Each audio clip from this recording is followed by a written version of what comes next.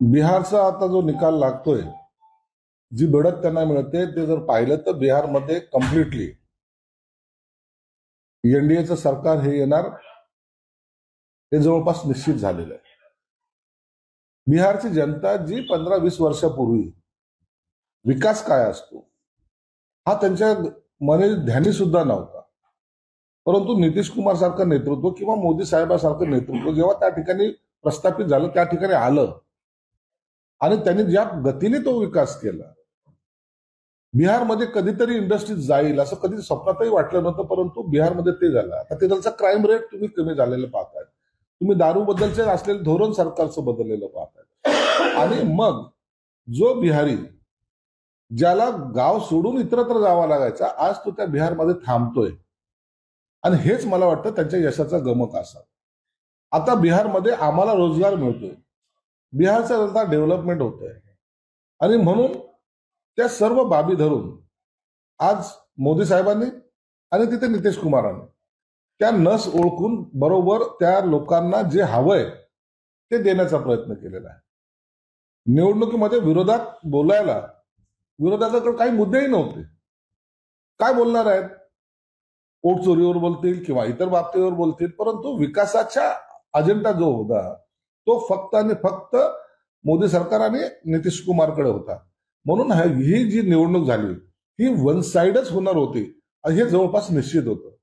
परंतु तरीही लोक या वेळेला परिवर्तन करतील किंवा आपलं सत्ता येईल, आपलं सरकार येईल, या भांडणामध्ये मग तिथलचे स्थानिक नेते असतील, काँग्रेसवाले असतील, जेडीयू वाले असतील, बाकीचे जे काही होते त्यांनी आपसामध्येच एकमेकाला पाडायचा सुद्धा तिथं प्रयत्न झालेला दिसून होता. म्हणून हे सरकार मला वाटतं याला सर्वसामान्य जनतेने आता बिहार थांबणार नाही, बिहार आता विकास की ओर या पद्धतीने त्यांनी मतदान केलेलं आहे, आणि त्याचा परिणाम असा झालाय आज पुन्हा एकदा बिहारमध्ये लोकशाहीला अपेक्षित असलेलं सरकार ते स्थापन होते, याचा आम्हाला निश्चित आनंद आहे.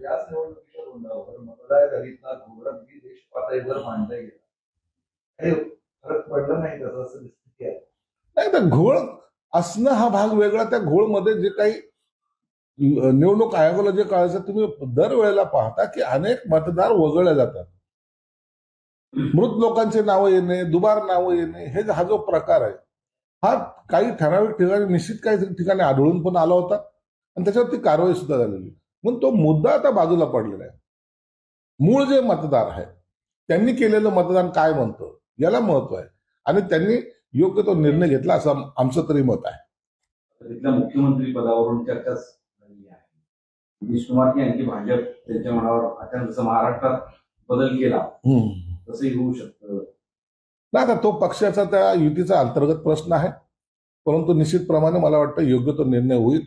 आता बिहारमध्ये वादाचं कोणतंही कारण राहणार नाही, आणि या वेळेला शक्यता अशी नाकारता येत नाही. दोघंही भाजप असेल की नितीश कुमार असतील हे सत्तेचं बरोबर समान वाटप करून योग्य त्या पद्धतीनं हे सरकार चालवते. त्याच्यामध्ये रामविलास पासवानचा मुलगा पण आहे, त्यालाही काही त्या सत्तेमधला मोठा हिस्सा मिळण्याची दाट शक्यता आहे. म्हणून आता हे सगळ्या घडामोडी ह्या पूर्णपणे निकाल हाती आल्यानंतर घडतील. आता ईव्हीएम होणारच ना, जिथे पराभव होतो त्या ठिकाणी ईव्हीएम मशीन मध्ये गडबड झाली, तिथे असं आणखीन काही दादागिरी केली, काही आरोप करायला हे आता मोकळे आहेत, आणि हेच टिमकी वाजवत ते 5 वर्ष फिरणार आहेत.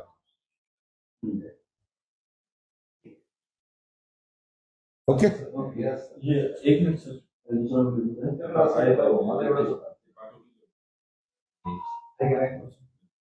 परंतु निकालानंतर वोट चोरी जे आरोप जे आहेत ते सुद्धा पुढे येऊ शकतात. पराभूत माणूस एक आपला असलेला पराभव हा इतरांच्या माथी मारण्याचा प्रयत्न जरूर करतो. म्हणून ते आता वोट चोरी झाली म्हणतील, मतदार याद्यामध्ये घोळ आहे असं म्हणतील, ईव्हीएम मशीन गडबड आहे असं म्हणतील, आणि हे आता लोकांना दरवेळेला ते ऐकून सुद्धा कंटाळा आलेला आहे. लोकशाहीला जर मानत नसाल, घटनेला मानत नसाल, तर असे आरोप करणं हे त्यांचं ठरलेलं करीत असतं. अंबादास दानवेंनी सुद्धा आरोप केलाय, तुमच्या मुलीवर आरोप केलाय की निवडणूक यादीमध्ये किंवा त्या याद्यांमध्ये घोळ केला होता, अफरातफर केली म्हणून. असा कधी घोळ होतो का? त्या विरोधी पक्ष नेता राहिलेल्या माणसाला एवढं सुद्धा कळत नाही की मतदार नोंदणीचा हा निरंतर चालणारी प्रक्रिया आहे. या प्रक्रियेमध्ये आजही तुम्ही आत्ताच्या घडीलाही मतदार नोंदणी करू शकता किंवा मतदार तुमचं शिफ्टिंग असेल तर तेही करू शकता. म्हणून अशा गोष्टी या प्रक्रियेचा भाग असतो. जर माहिती नसेल तर त्यांनी त्या कलेक्टरशी बोललं पाहिजे होतं, त्यांची चौकशी केली पाहिजे होती. परंतु आपल्या हाती काही लागत नाही. पण शिरसाटचं नाव घेतलं ना तर ती बातमीला महत्व येतं. या अनुषंगाने केलेलं ते स्टेटमेंट आहे. एक प्रश्न बिहारच्या निवडणुकीचा, एनडीए आणि निवडणूक आयोगाचं अभिनंदन असे आता विरोधक म्हणतात. निवडणूक आयोगाचं अभिनंदन केलं सर. निवडणूक आयोगाने निवडणुका चांगल्या पार पडल्या. सगळं बिहार सारख्या ठिकाणी निवडणुका घेणे आणि यशस्वी पार पडणे, त्यामुळे कदाचित अभिनंदन केलं असं.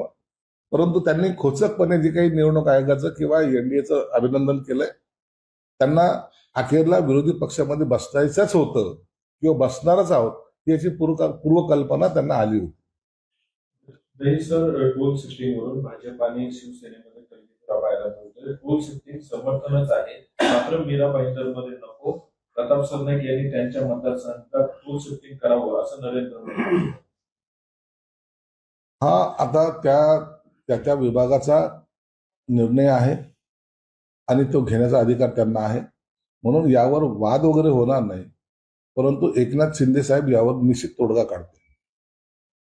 ठाणे जिल्ह्यासह मीरा भाईंदरमध्ये सध्या शिवसेनेमध्ये आणि भाजपमध्ये दोस्ती कुस्ती सुरू असल्याचं चित्र दिसतंय. कारण शनिवारी मीरा भाईंदरमध्ये वनमंत्री गणेश नाईक यांनी जनता दरबार आयोजित केला होता आणि त्यामध्ये पत्रकार परिषद जेव्हा घेतली त्यावेळी भाजप आमदार नरेंद्र मेहता यांनी माहिती दिली यावेळी त्यांनी भाजप युती करायला तयार आहे, मात्र सन्मानपूर्वक जागा मिळाल्या नाही तर आम्ही सोहळावर लढू.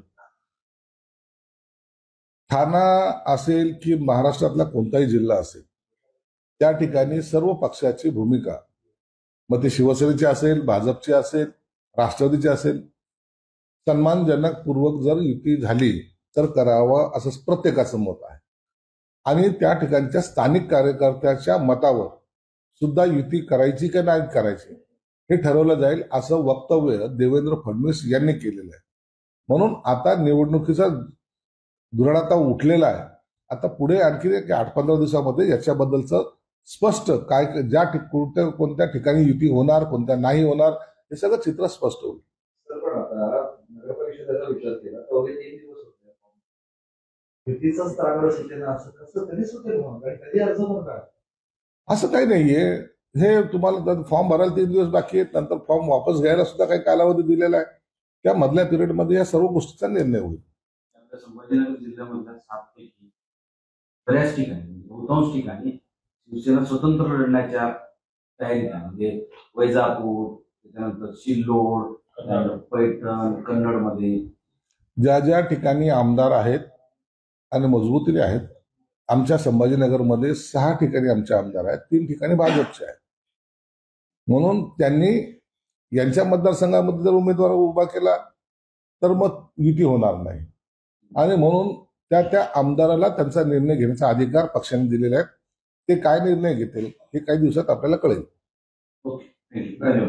मध्ये एक प्रश्न असा आहे, इंदुरीकर महाराज यांच्या मुलीचा जो पुण्याचा व्हिडिओ होता तो सोशल मीडिया खूप व्हायरल झाला. त्यानंतर असं म्हटलं जातं की तुम्ही म्हणताय की साधा विवाह करायला पाहिजे, मात्र धूमधडाक्यामध्ये तुमच्या मुलीचा विवाह होतो. सोशल मीडियाचा एक रोल होत आहे, सोडायची भाषा ते करतात. मुलीचा विवाह कसा करावं हे त्या पालकाच्या मनावर असतं. जर त्यांना चांगल्या पद्धतीने करावं असं वाटलं तर त्याच्यात काही गैर पण नाही.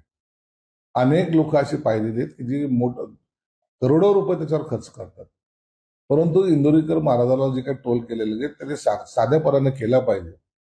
हे जरी असलं तरी बाप म्हणून त्यांनी केलेलं तर लग्न त्याला विरोध करू नये असं माझं वैयक्तिक मत आहे. आणि म्हणून इंदुरीकर महाराज त्याच्यावर काय निर्णय घेतील तो त्यांचा विषय आहे. परंतु अशा लग्न समारंभामध्ये अशा गोष्टीला जास्त विरोध करणं योग्य नाही. इंदुरीकर महाराजांनी कीर्तन सोडू नये. अखेरला त्यांच्या कीर्तनामुळं त्या प्रबोधन ते करतात हे अनेक लोकांना त्याचा फायदा सुद्धा झालेला आहे. अनेक लोक मी पाहिलेत की ज्यांनी त्यांच्या सांगण्यावरून किंवा त्यांच्या कीर्तनाने प्रभावित होत व्यसनापासून दूर होणे किंवा इतर कामं यामध्ये त्यांनी स्वतःला त्यांच्या बरोबर जोडले गेलेले आहेत. म्हणून त्यांनी कीर्तन सोडू नये असं आमचा आग्रह आहे. पाठी आहे. जाईल आता नाही कोणाचा प्रेम- प्रेम- जास्त तरी विचार